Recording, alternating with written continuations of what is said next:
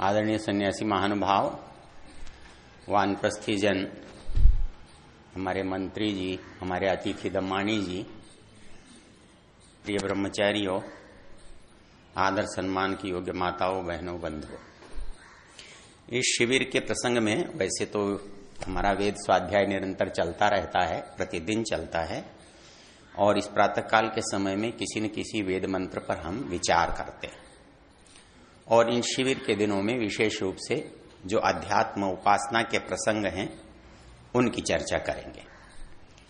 आज मैंने आपके सामने एक मंत्र रखा। ये बहुत सरल है, बहुत छोटा है, ऋग्वेद के पहले मंडल के पहले सूक्त का मंत्र है और उपासना हम में से सब करते हैं। जो साकार मानते हैं करते हैं, निराकार मानते हैं करते हैं, किसी को भी मानते हैं, किसी भी मत संप्रदाय में हैं करते हैं। लेकिन उपासना का आदर्श कैसा हो सकता है, उपासना का प्रयोजन क्या हो सकता है, ये बात बहुत स्पष्ट और बड़े सरल शब्दों में इस मंत्र में कही।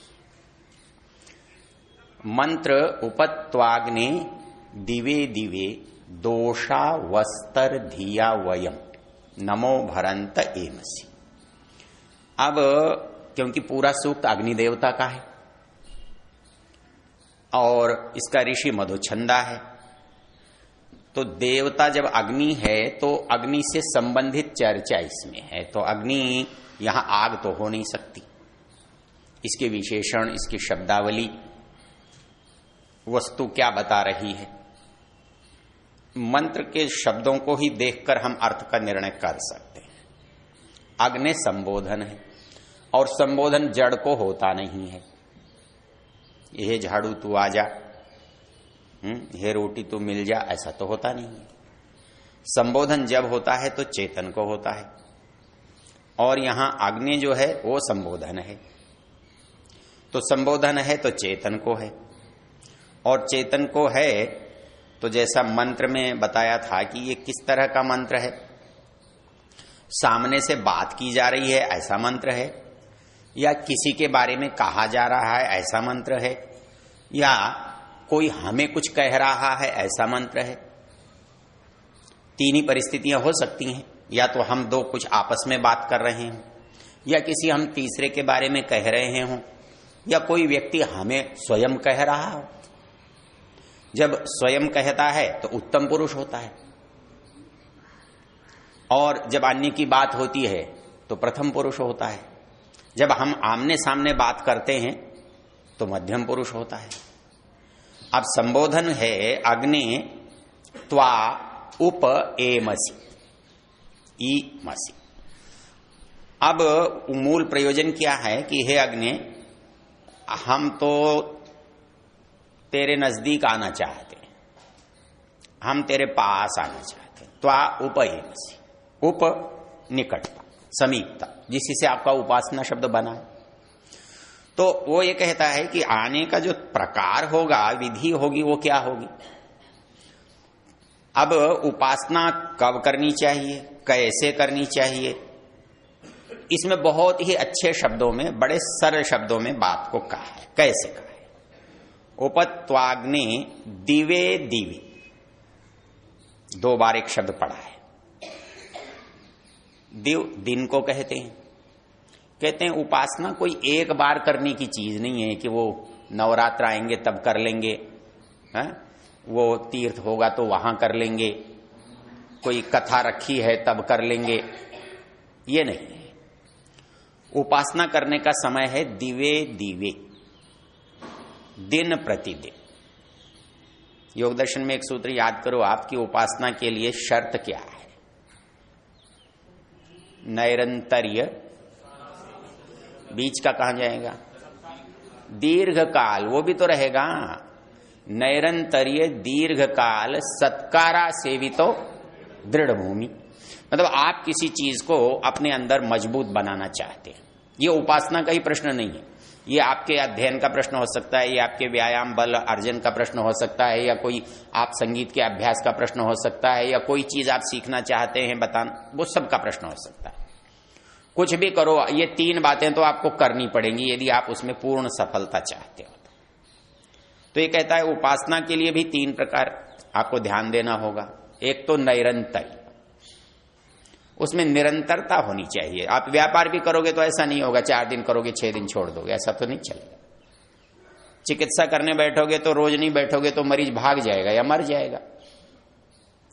उपाय क्या? निरंतरता। दीर्घ काल, उपासना में प्राय हमको बड़ी चिंता सताती है।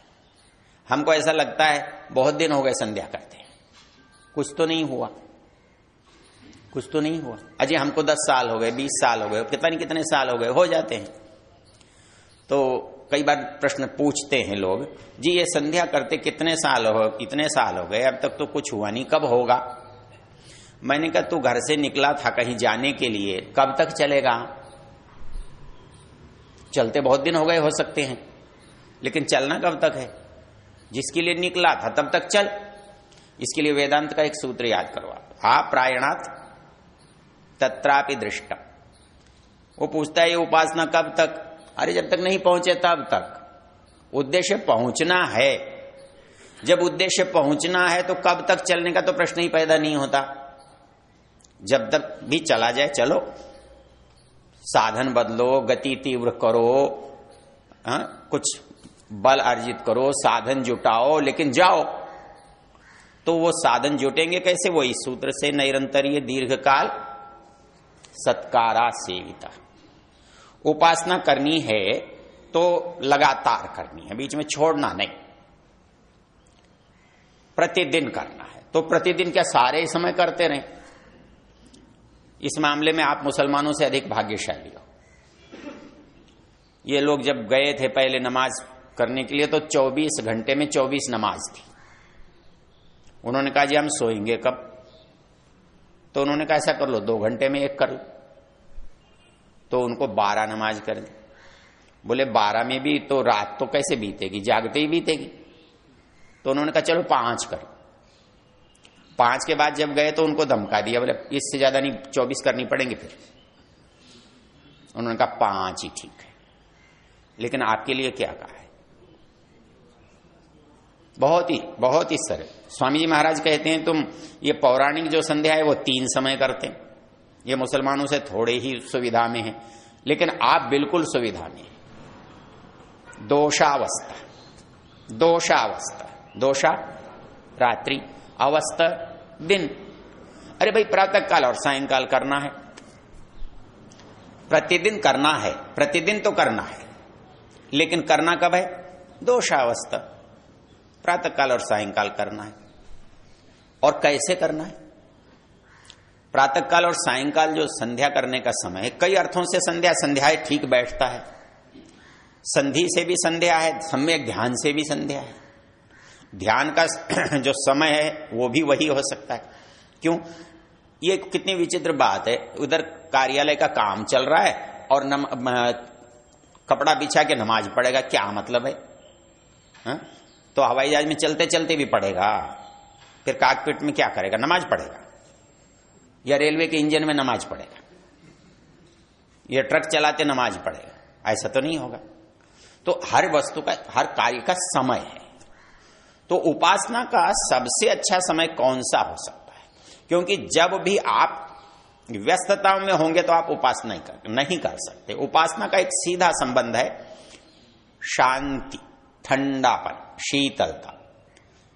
तो शीतलता आपके शरीर में, मन में, बुद्धि में, वातावरण में कब होगी? भाई दिन भर काम करने के बाद आप घर लौट कर आओगे, अब कहीं जाने का नहीं है, और अभी कहीं आप गए नहीं हो, अगर घर पर ही हो, तो 2 ही परिस्थिति हैं जो आपको सहज रख सकती हैं, शांत रख सकती हैं, निश्चिंत रख सकती हैं। तो इसलिए नियम क्या दिया कि संध्या का समय है। तो नियम सामान्य होते हैं, विशेष में जब आप करते हैं तो मना कभी भी नहीं है।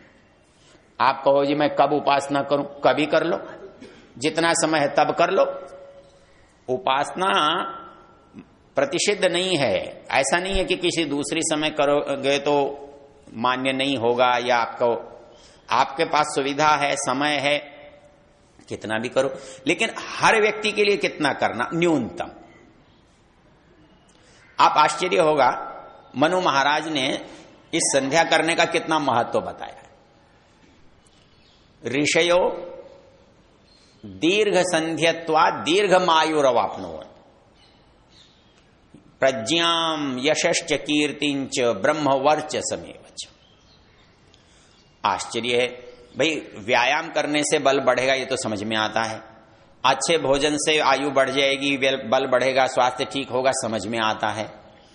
लेकिन मनु महाराज तो ऐसा कहते हैं, तुम संध्या करोगे तुम्हारी उम्र लंबी होगी, और लंबी होगी नहीं, वो कहते हैं लंबी हुई है लोगों की।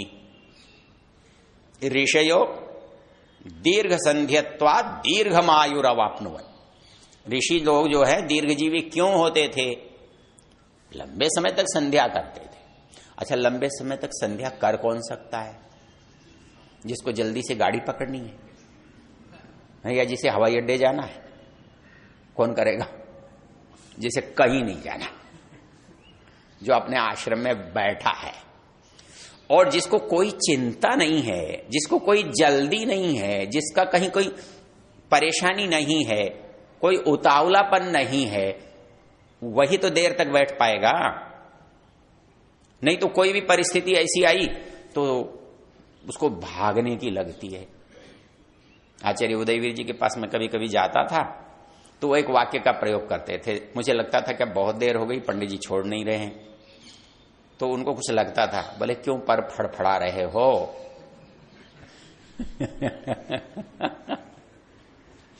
तो जब हमारे मन में कहीं उत्सुकता, उत्कंठा, कोई परेशानी, कहीं जल्दी, कहीं कुछ होता है तो हम बैठ नहीं सकते। और उपासना का नियम है, बैठे बिना उपासना हो नहीं सकती। तो आप जितने निश्चिंत होकर बैठ सकते हैं, कोई चिंता नहीं दुनिया। और इसीलिए एक नियम है, पता है क्या? एक श्लोक बोलो तो, शतम विहाय भोक्तव्यम सहस्रम स्नानमाचरेत, लक्ष्यम विहाय दातव्यम कोटिम त्यक्त्वा हरिम भजेत। भाई, कामों की प्राथमिकता क्या होनी चाहिए? अच्छा सा उदाहरण है, शतम विहाय भोक्तव्यम, 100 काम हो और भोजन करना है तो 100 काम छोड़ दो, भोजन मुख्य है। शतम विहाय भोक्तव्यम सहस्रम स्नानमाचरेत, और यदि स्नान भी करने की बात हो तो 1000 काम छोड़ो पर स्नान कर लो। शतम विहाय भोक्तव्यम सहस्रम स्नानमाचरेत, लक्ष्यम विहाय दातव्यम, किसी को कुछ देना है, कोई मांगने वाला आया है, किसी को कोई चीज लौटानी है, तो पहले उस काम को करो। और बोले यदि परमेश्वर की उपासना का समय हो तो कोटिम त्यक्त्वा हरिम भजेत, फिर करोड़ काम होंगे, फिर कोई चिंता नहीं। तो ये जो उपासना का निश्चिंतता से जो संबंध है, ये निश्चिंतता का आयु से संबंध है। मतलब संध्या करने से कोई दीर्घजीवी कैसे हो सकता है? मैंने कही तो बहुत आसान है, ये बहुत स्पष्ट है। कैसे? जो आदमी दिन में 2 बार तनाव मुक्त हो जाता हो, वो बीमार कैसे पड़ेगा? वो रोगी कैसे होगा? ऐसा है कि हम 24 घंटे तनाव से मुक्त नहीं हो पाते और अगले दिन फिर तनाव के लिए तैयार हो जाते हैं। रात को सोते सोते भी हम तनाव में रहते हैं। हमारे साथ इतने काम, इतने परेशानियां, इतनी समस्याएं कि हमारा रात का समय भी हमारा मस्तिष्क व्यस्त रहता है, और सवेरे उठते हैं तो व्यस्त मस्तिष्क के साथ उठते हैं और नई व्यस्तताओं में चले जाते हैं। और कभी भी यदि तनाव खत्म नहीं होगा तो क्या होगा? ज्यादा किसी चीज को खींचोगे तो क्या होगा? टूट जाएगा। तो हमारे ऋषि कहते हैं, भले लोगों, तुमको ये दिया है, शरीर दिया है, मस्तिष्क दिया है, इसमें नस नाड़ियां काम करने के लिए दी हैं, तो तुम्हारे शरीर में जब कुछ परिश्रम करते हो, काम करते हो, चिंता करते हो, तो तुम्हारे मसल्स में, तुम्हारी नाड़ियों में, तुम्हारे शिराओं में, तुम्हारी धमनियों में, तुम्हारे मस्तिष्क में सक्रियता के कारण थकान होती है, तनाव होता है, चिंता के कारण से उनमें हर समय असामान्यता होती है। उसका उपाय, उसका एक ही उपाय, उपासना। मतलब आपको मंदिर जाने में भी कभी कभी सुख क्यों लगता है? उसका कारण मंदिर की मूर्ति नहीं है, काम से ध्यान का बंटना है। मतलब कभी कभी आप पौराणिक आदमी से पूछो, बोले जी मैं रोज मंदिर जाता हूं, मुझे बड़ा अच्छा लगता है। हाँ, मंदिर जाकर उसे बड़ा अच्छा क्यों लगता है? कि वो थोड़े समय तक इस जो समस्याएं हैं ना, इनसे उपराम हो जाता है। अंतर उसका क्या होता है? अंतर उसका छोटा सा होता है। छोटा सा अंतर क्या होता है? उसके यहां वन वे ट्रैफिक है। वो जो कुछ करता है भक्त ही करता है, भगवान को तो कुछ करना नहीं होता। खिलाता है तो भक्त खिलाता है, भगवान खाए या ना खाए, खिलाने का काम तो उसको करना है, उसको नहलाने का काम करना है, वो नहाए न नहाए, उसके सामने हाथ जोड़कर प्रार्थना करनी है, वो सुने या न सुने। तो मेरा तो मैंने कर लिया ना, और उसने उसका किया नहीं किया उसका वो जाने, लेकिन मैंने ना कर लिया, और तो मैंने जो किया वो क्या निरर्थक जाएगा? उसका कुछ न कुछ तो परिणाम होगा। भाई उसने नहीं खाया पर मैंने खिलाया, तो खिलाने की संतुष्टि तो मुझे मिलती है। तो ये कहता है कि जब आप उपासना में बैठते हैं, उपासना में जाते हैं, तो सबसे बड़ा काम होता है आपका जो मन और मस्तिष्क है वो शांत होता है। उपत्वाग्ने दिवे दिवे दोषावस्तः, प्रातः काल और सायंकाल। अब एक और बात है, कौन सी उपासना ठीक है? जो मुसलमान करते हैं, उठना बैठना, खड़े होना, घुटने टिकाना, माथा रगड़ना, ये ठीक है? या पौराणिक भाई नाचते हैं, कूदते हैं, बजाते हैं, गाते हैं, ढोल ढमाके करते हैं, वो ठीक है? कैसे ठीक है? कई लोग, कुछ कोई घूमता है, कोई परिक्रमा करता है, क्या क्या ठीक है? तो कहता है धिया, धी बुद्धि। अरे भाई ये बुद्धि से किया जाने वाला काम है, हाथ पैरों से किया जाने वाला काम नहीं है। उपासना में तो उल्टा होता है। उपासना में आपके उपकरण जो है ना वो सिमटते हैं। जब आप देखने किसे जा रहे हो, एक बार एक सज्जन थे अजमेर में ही, वो कहने लगे ये तुम्हारा भगवान जो है ना बिना हाथ पैर का कैसा लगता होगा? मैंने कहा लंगड़ा लूला लगता होगा, और कैसा लगता होगा? अंधा लगता होगा, काना अंधा बहरा लगता होगा। तो बोले फिर काम कैसे करता होगा? मैंने कहा नहीं कर पाता होगा, बड़ी मुश्किल होती होगी। बोले अच्छा, तो फिर तुम क्यों निराकार मानते हो? मैंने कहा साकार मान लेंगे, हमें क्या परेशानी, जैसा अच्छा हो वैसा मान लेंगे। तो मैंने पूछा, मैंने कहा जैन साहब एक बात बताओ, आपके घर में कारवार कुछ है? बोले कार तो मेरे घर में 6 हैं। तो बोले उनसे कहाँ जाते हो? बोले बंबई, कलकत्ता, दिल्ली, मद्रास जाते हैं। मैंने कहा फिर वापस आ जाते हैं। फिर कार कहाँ खड़ी करते हो? घर के बाहर। क्यों? अरे बोले जब कार है ना तो अपने बेडरूम में कार से क्यों नहीं जाते, या बाथरूम में कार से क्यों नहीं जाते? आले पंडित जी कमाल करते हो, कहीं बाथरूम में कार से जाया जाता है? मैंने कहा क्यों नहीं जाना चाहिए, जब बाहर जाते हो तो यहां भी जाओ। अरे बोले नहीं, वो दूर जाने के लिए। तो मैंने कहा जैन साहब ये हाथ पैर ना दूर जाने के लिए, जब नजदीक जाना होता है ना तो जैसे कार आप बाहर छोड़ के आते हो ना, इनको भी हम, ये नट बोल्ट नहीं है, नहीं तो बाहर ही रखते, उतार के रख देते। उतार के नहीं रखते तो यूं हाथ पैर जोड़ते हैं, पैर मोड़ लेते हैं, आंखें बंद कर लेते हैं, ध्यान को हटा लेते हैं, ये समेट लेते हैं सब कुछ। क्यों? यात्रा अंदर की है, बाहर की नहीं है। बुद्धि से करनी है, मन से करनी है। तो जब कोई काम मन से करना हो, आंख क्या काम करेगी? सोचने की जब बात करोगे तो यूं कहोगे दौड़ लगा, हमारा एक ब्रह्मचारी बैठा हुआ है, उससे हमारे सत्येंद्र जी की श्रीमती जी वो दोनों बैठे, उनको इच्छा हुई कुछ बनाए, तो उन्होंने कहा ब्रह्मचारी ऐसा कर, तो भाग के जा और एक आलू लेकर आ।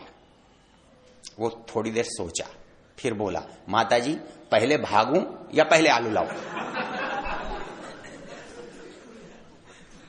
अब भी याद करते हैं तो हंसते हैं। तो कोई भगवान कोई उपासना करूं कि भागूं, ऐसा होगा क्या? भागने का उपासना से क्या संबंध है? तो मैंने कहा जब मेरी यात्रा बाहर की है ही नहीं तो मुझे साधनों की आवश्यकता ही नहीं है। जब मुझे साधनों की आवश्यकता नहीं है तो मेरे पैर हैं या नहीं है इससे क्या लेना देना है? हैं तब मैं इनको काम में नहीं लेता, तो नहीं है तो मेरी जरूरत ही नहीं है। तो जिसको आवश्यकता नहीं है वो संपन्न है, या जिसके पास साधन नहीं है वो संपन्न है? अब देखने की बात है कि परमेश्वर बड़ा गरीब है, उसके हाथ नहीं, पैर नहीं, आंख नहीं, कान नहीं, लगता तो गरीब है। चलो कोई बात नहीं, तो हमारे पास जो जिसके पास जितने ज्यादा साधन होते हैं वो उतना संपन्न होता है। कार 10 है संपन्न है, मकान 10 है संपन्न है, पैसा 1000 की जगह लाख है संपन्न है। संपन्न किससे होता है? साधनों से होता है। लेकिन एक बात नहीं सोची कभी हमने कि साधन की आवश्यकता किसे होती है? जिसे साधनों की आवश्यकता है वो संपन्न है, या जिसे साधनों की आवश्यकता ही नहीं है? भाई मेरे पास 10 कार हैं, मैं संपन्न हूं, लेकिन मुझे कहीं जाना ही नहीं है, तो वो खटारा खड़ा करने से फायदा क्या है? उनकी देखभाल कौन करेगा? तो उपत्वाग्नि दिवे दिवे प्रतिदिन करना है, दोषावस्था प्रातःकाल और सायंकाल करना है, और धिया, और इसके साथ एक और रोचक चीज है, नमो भरंता। मतलब उपासना नम्रता के बिना नहीं होती। 2 काम उपासना में स्वाभाविक होते हैं, बहुत ही स्वाभाविक होते हैं। चाहे मंदिर में करो तो होते हैं, मस्जिद में करो तो होते हैं, चर्च में करो तो होते हैं, इस वेदी पर बैठकर करो तो होते हैं, कहीं जंगल में बैठकर करो तो होते हैं। उपासना करोगे तो 2 काम, आंखें बंद होंगी, हाथ जुड़ जाएंगे, यात्रा अंदर की ओर प्रारंभ हो जाएगी, क्योंकि अंदर की ओर प्रारंभ होगी तो आंखें बंद हो जाएंगी। आंखें बंद होंगी, और जब नम्रता का भाव आएगा तो, क्योंकि हमारी जो कोई भी इच्छा, विचार, भाव वो प्रकट कैसे होता है? शरीर के अवयवों से। कोई गुस्से में है, कैसे पता लगा? अरे उसने ऐसे मुक्का उठाया। हा? कहते हैं वो बड़ा प्रसन्न था, कैसे पता लगा? बड़ा खिलखिला रहा था। हा? वो बड़ा उदार था, ऐसे उसने ऐसा सब कुछ ऐसा कर दिया। तो ये हम हैं क्या? हमको नहीं पता, लेकिन हमको पता तब लगता है जब हमारे शरीर सक्रिय होता है। तो हमारी जो उपासना है वो कैसे पता लगती है? कहता है नमो भरंता, नमस्कार पूर्वक जब हम उसके पास जाते हैं तो ये हमारा उपासना का प्रकार है। तो दोहरा लीजिए क्या हुआ? हे अग्नि त्वा उपयेमसि, हे अग्नि हम तेरे पास आ रहे हैं, आते हैं। कब आते हैं? दिवे दिवे, प्रतिदिन आते हैं, प्रतिदिन आएंगे। कब आएंगे? दोषावस्था, प्रातःकाल और सायंकाल आएंगे। कैसे आएंगे? धिया, मन से आएंगे, बुद्धि से आएंगे, अंतःकरण से आएंगे। और कैसे आएंगे? नमो भरंतः, समर्पण के साथ आएंगे, नमस्कार के साथ आएंगे, नम्रता के साथ आएंगे। ये प्रकार है उपासना का। और यदि इतनी छोटी छोटी बातों पर ही ध्यान दे लेंगे तो उपासना के लाभ से निश्चित हम लाभान्वित होंगे। आपका बहुत बहुत बहुत धन्यवाद। मुनि जी कुछ कहेंगे? पहले आप कह लो फिर कह लो।